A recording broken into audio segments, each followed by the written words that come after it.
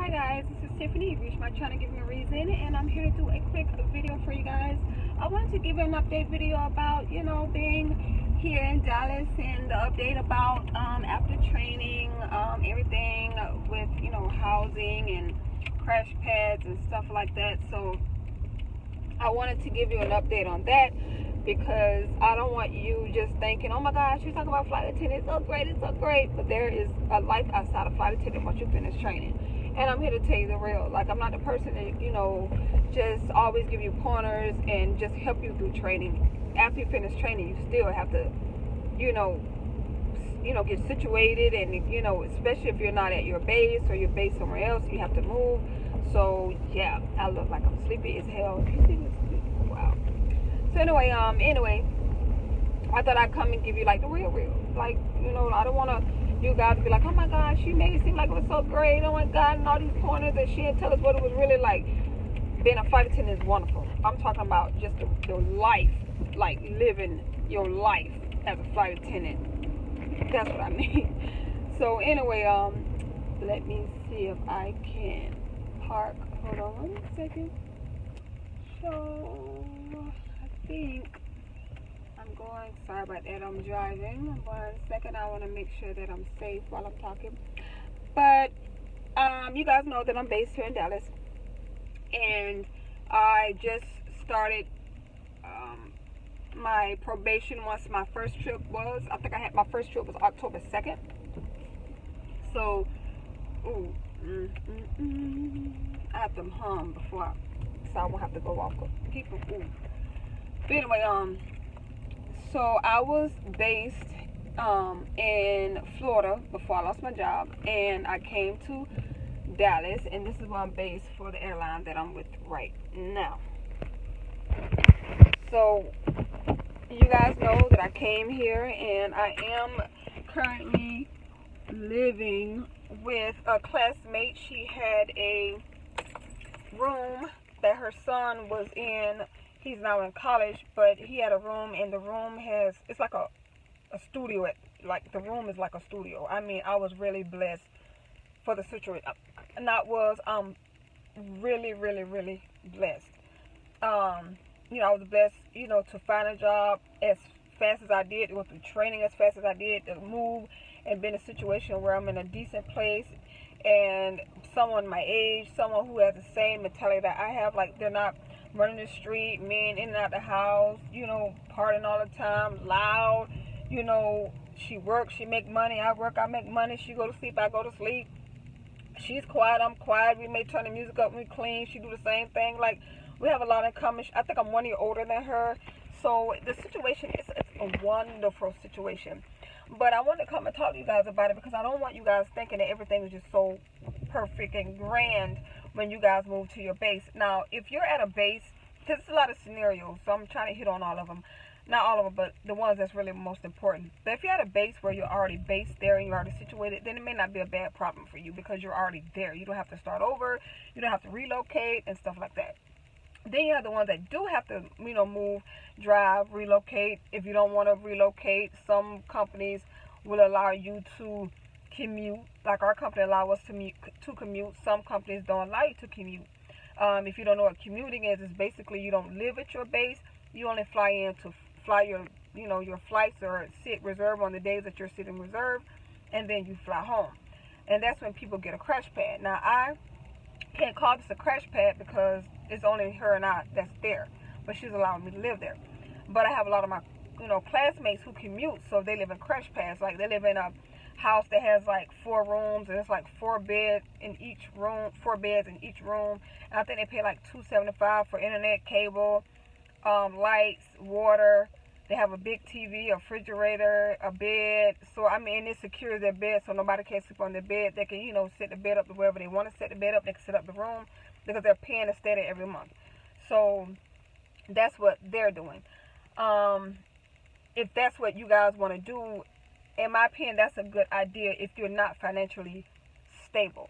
Now, not to get too much into detail, but before I left, I was in a financial struggle because I was laid off in a horrible time. And I want to put this out there because I don't want anybody to think I want you to know this because I'm all about being real. I had a lot of money saved up. My company asked me to move twice. I moved from San Antonio to Baltimore, and I worked there. Then I moved from Baltimore to Miami because they wanted me to work in corporate. So I moved twice. They gave me a little small check of me moving, and it wasn't even a lot to even cover the deposit for an apartment in Miami. So I spent a lot of my savings moving twice. Mind you, I had to put stuff in storage. I had to spend money sending stuff off to my parents. So a lot of the money that I saved up, I used moving. Then when I finally got to Miami, which was extremely expensive, I spent a lot of money there trying to get settled because I'm like, oh, I'm back in Florida. I'm settled. I don't have to really worry about, moving again because I've always been, waiting and wanting to come back home, and they finally gave me an opportunity.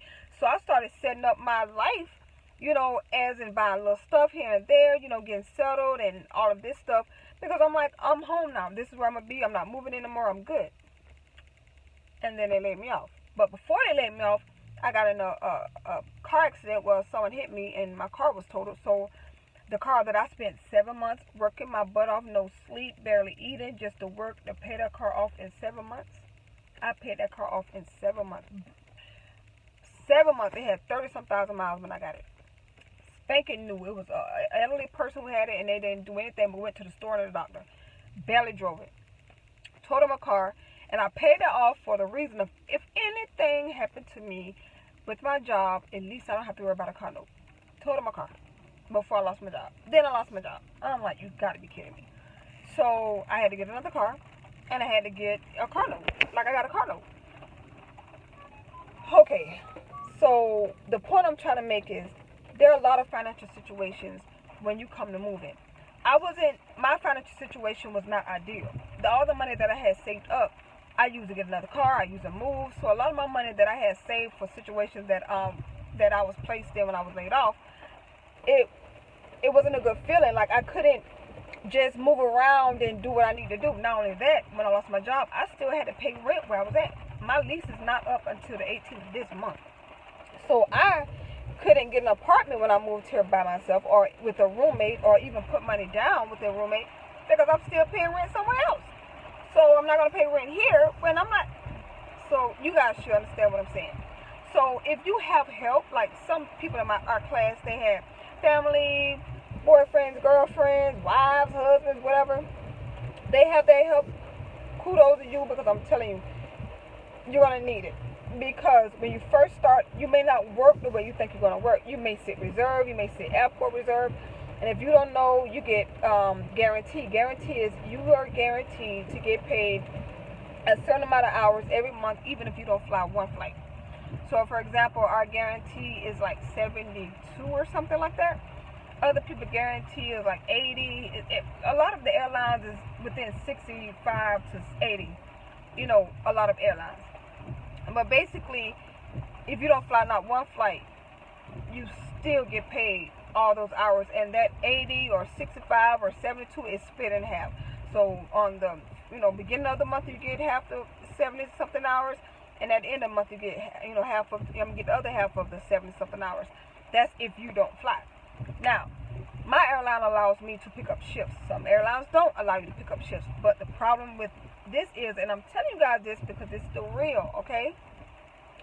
The airlines that allow you to pick up shifts during the holidays, a lot of people, especially Christmas, okay, it's hard to pick up shifts because everything is by seniority. So if you just started, you already know you're at the bottom of the barrel, especially at your base. The problem is here in Dallas is that, and I'm pretty sure it's everywhere, but when a lot of the veterans, older flight attendants, people who have lines, they would drop flights like flies during the year because they were like, I don't want to fly. I just want my guarantee because they're making good money. But on the holidays, when they want money for Christmas, Thanksgiving, all of a sudden they want to pick up all the days. So all the days that you request that you want to work on your day off to make extra money, they already awarded because it's by seniority. And you can't do anything if they want to make money and they've been here long enough, they earned it, So that's what's going on now. I was able to pick up work on Thanksgiving. And I don't like working on Thanksgiving, but the good thing about it is I start in the morning, I get in the afternoon, and I'm in Orlando where my family is, so they're going to come pick me up and I'm going to spend Thanksgiving. That's the purpose of me picking it up. So, like I said, all airlines will not allow you to pick up trips. So you will only get guaranteed. I'm telling you. So if you're out here and you're spending and you're eating out, kill that. Okay? Because when you have to, especially if you have to relocate, listen, you can eat out every blue moon, but don't spend all your money out here on these streets and you still gotta move. It's not going to be easy because you're going to get here, think you're going to fly like a bird, and you may be sitting reserved for days and days on end. It happens. That's how it goes. I think I've sat reserve maybe since I got here. I think I sat reserve 3 times. I think like 2. And any other time I've flown. But that's not always the case. My roommate has only flown twice. 2 or 3 times. And she's been here since October 1st, like me. She's only flown twice, if 3. That's an example. Me, I've flown dang near every reserve I've had, except for like the one I said airport ready reserve, and then I almost went on a flight on that one, and then another one I just knew I wasn't going to go. I had laid down and started going to sleep, and they called me for a flight. Then there's airlines where they have a high demand, and you're going there because they need you to fly because they either open another base. So it's a lot of scenarios. But the point I'm trying to make is, whether you have money, whether you don't have money, always be conscientious about how you spend your money, because you never know what situation you're going to be in when it comes to being a flight attendant. You may only make what you're guaranteed to get, and that can be $1,200 to $1,500 a month. Some cities, California, San Francisco, New York, I don't know who can live off that. Okay, you will be in a crash bag. Like somebody will be sleeping above you, farting in your face, or below you when you hear damn whatever. But I'm telling you, you're gonna need a crash bag. So when you're out and you're in training, eat out every blue moon. If they have specials, like I used to go to the specials. Burger King had that little $1.49 special with nuggets. My ass was there. Listen, I still eat soup cups. I ate so many soup cups. Oh my God. My name need to be Roman damn Noodle. I'm serious. A lot of people bought sandwich meat. I don't want another damn sandwich. I had, noodles, sandwich meat, cheese, bread, God, what else? Salads. I love salad. I love salads, but I ate so many salads in training, I was like, I'm over it for right now. Just a lot of stuff like fruit cups, like a lot of stuff I was like, oh my God, I can't deal. But I'm still eating a little bit of it here because who am I to go out and eat every day? Don't get me wrong, I may go eat every blue moon to like a In-N-Out or Popeyes or something. That's every blue moon. I've been cooking lately because there's no guarantee you're going to fly. So my mom always taught me, you never count money in your hand until it's in your hand. Because it's not, you don't have money. I've had situations where I'm like, I'm about to get this check. This check going to be this much. I'm about to go ham. And I get my check and it's like $100. I'm like, wait, what? So never count your money till it's in your hand. But just be careful about how you spend your money. Think about, you may not fly. Think about you may sit reserved. Think about you may be in a crash pad. Think about, another thing I want to say is don't jump out trying to get an apartment. One thing I can honestly say is I think that when you first start, if your training is 90 days, like some airline training is 90 days, 3 months, 6 months, a year. Certain airlines. If your probation is like 3 months, 6 months, if I was you, I would stay in a crash pad until I finish my probation. Unless you can find somebody, 3 people that you can get an apartment with that you can trust, and you guys can go 3 ways on the rent, and it's not, hella expensive for you to get an apartment. Because you never know what's going to happen during your probation. You never know, and I don't wish nothing bad on people on their probation. I want them to get through it successfully because I just finished my first month. But if anything happens with you on your probation, you won't be stuck in something. That's why I would suggest a crash pad where it's somebody else's house and you're just sleeping on a bed. Because if anything happened, you have to have that. You don't have to worry about eviction being on your record. You don't have to worry about all them lights in your name. You don't have to worry about anything. All thing I do is go in, get in your bed, go to sleep, get your food, go to work, lock up the stuff that you want to lock up, whatever the case may be. That's why I suggest a crash pad. I was blessed to get in a situation where she was like, I got an empty room and I trust you. You're well respected. You were respected in class. You know, a lot of people loved you. Like, I can look at you and tell that you're genuine. And when I'm home, I clean, I cook. Like, me and her like sisters. Like, if I eat, I'm not going to ask her, say, hey, have you eaten? Like, I'm not going to eat and be like, knowing she haven't eaten. Like, the other day she was sick and she was quiet. I was like, hey, just checking on you. She wasn't feeling well. She hadn't even eaten and she was feeling nauseous. I got her medicine, got her some food, because that's just my character. You know, and she opened her home up to me. I have a freaking, like, studio room. So, you know, if you're blessed to get that situation, amen, okay? But if you're not, don't jump into an apartment. At least do a crash pad for the first 2 weeks to 90 days. Now, a lot of people, we have some people that don't like doing crash pads because they like to do like they have a personal life that's pretty busy. Y'all know what I mean. Men, women, male, female, whatever. But you're pretty busy. You got, you know, traffic in and out. And I'm not talking about, you know, I'm not talking about the traffic that's out on the road. I'm talking about human trafficking back and forth of different males, females. You know, you're a gigolo or whatever. So you don't want people in your business. So you want a crash pad. More power to you.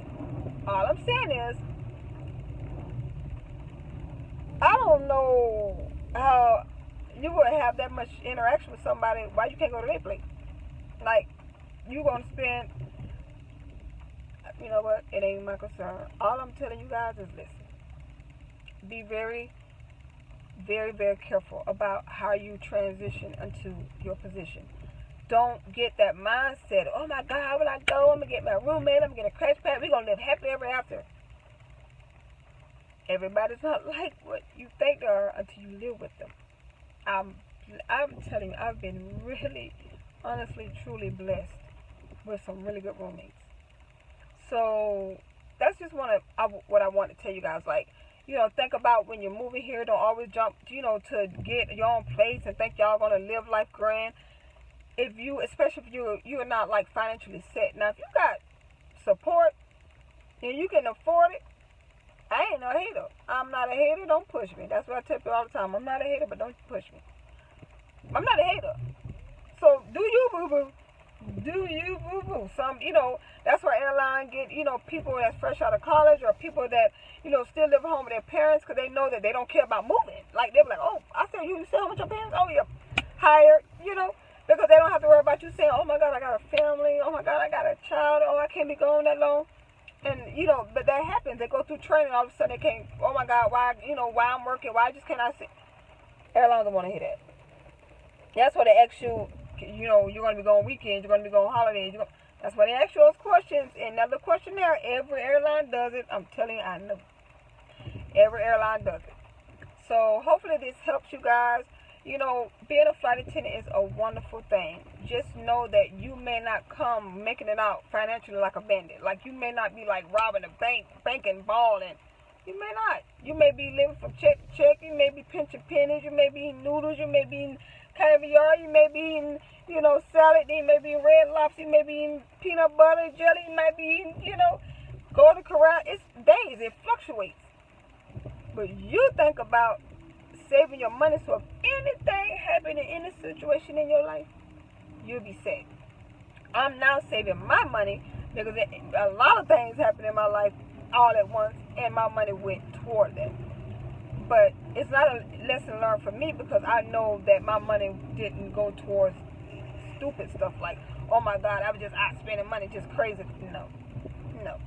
You know, I've told you guys this before. When I promise you, as soon as the situation is resolved, I promise you, I will tell you what happened with my last job. But I can't right now until I won't really say it's resolved until a decision is made. So, yeah. Hopefully you guys like this channel. Hopefully you guys like this video. If you have any questions, let me know. based in Dallas, you know. And while you're in training, another thing is, you know, ask about crash pads, you know, find, you know, areas where, you know, it's inexpensive. Make sure you're close by the airport. Make sure, you know, you're close by where if you have to spend money on Uber, like a lot of people spend money on Uber. You're close by the airport. I've picked up, you know, my fellow coworkers before. I've dropped them off before. Like, you know, I don't mind helping people because people have helped me. Give, you know, give and you get back. But hopefully this helped you guys. You know, if you have any questions, let me know. I'm just coming home from church, had a really good time, you know, enjoyed the word, and, you know, just wanted to come and tell you guys what was going on, and, you know, the other side of when you finish graduation, and just let you know that there's a real world out there, and everything is not all peachy cream because you're in training, and, oh my God, we're the best, oh my God, we're clever, ooh, ooh, ooh. And then you get out like, what that goddamn Tiffany didn't tell me all this. I'm keeping it real with you, okay? Anyway, you guys have a wonderful evening. Thank you for visiting Giving Reason, and I'll see you guys soon. Bye.